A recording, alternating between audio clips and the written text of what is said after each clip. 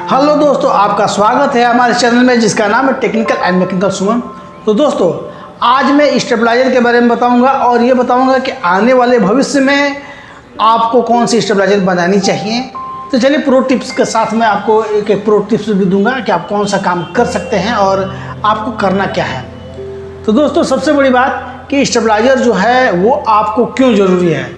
Stabiliser जो है आपके घर के वोल्टेज को मेंटेन रखता है, जिससे आपके घर के कंपोनेंट्स खराब ना हो।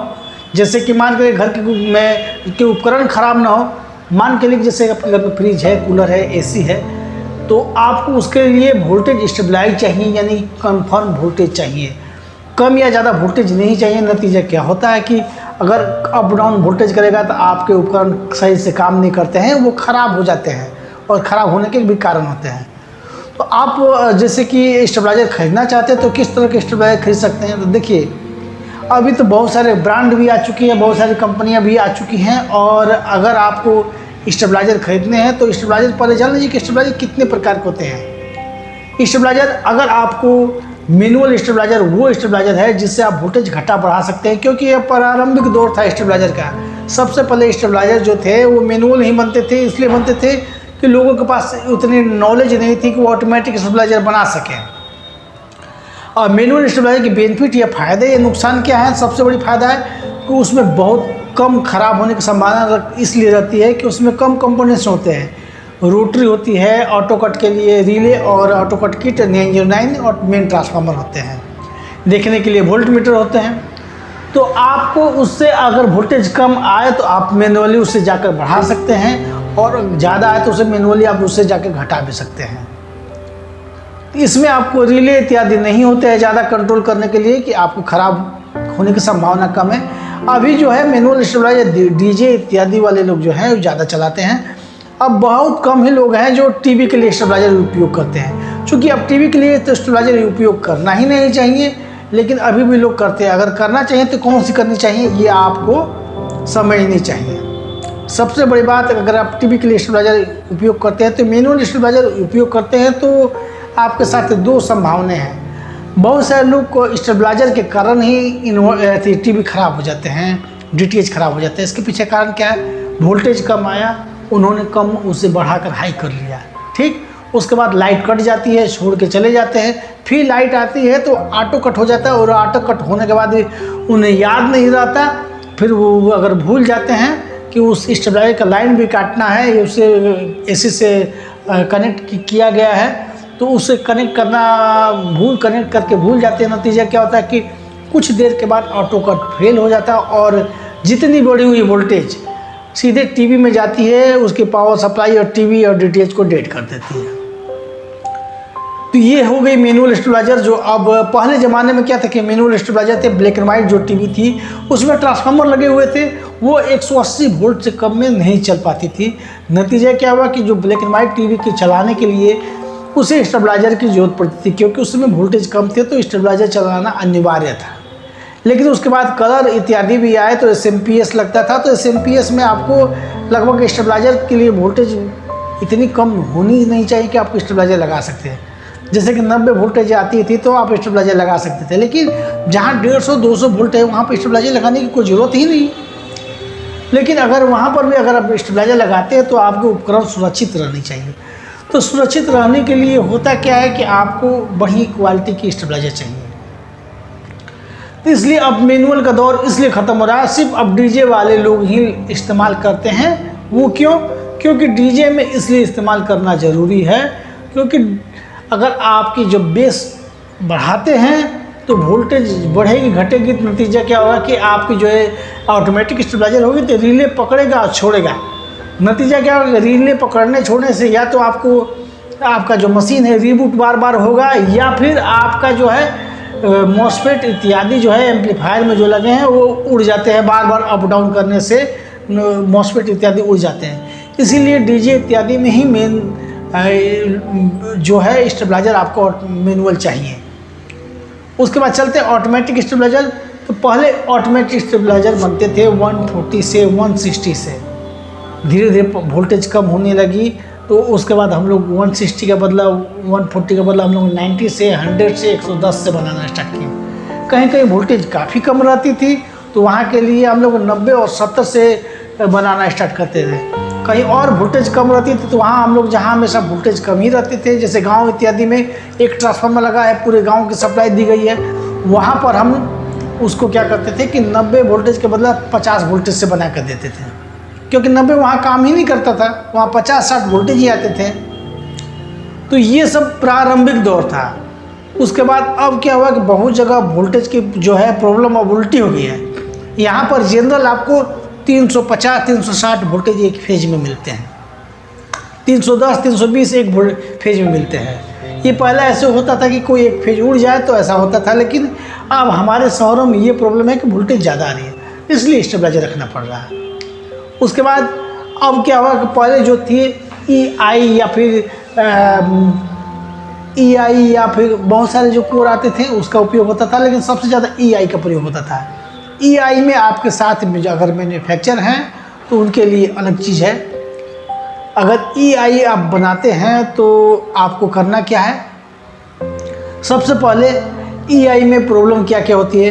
पहले गत्ते पे बनते थे, तो गत्ते पे बनने के साथ प्रॉब्लम ये थी कि गत्ता में आप जब कोर डालते थे तो कभी कभी होता क्या था कि कोर डालते डालते में कहीं ना कहीं कनेक्ट हो जाता था, या फिर कहीं आपकी जो कॉइल से टच हो जाती थी तो पूरी ट्रांसफार्मर में करंट आ जाती थी।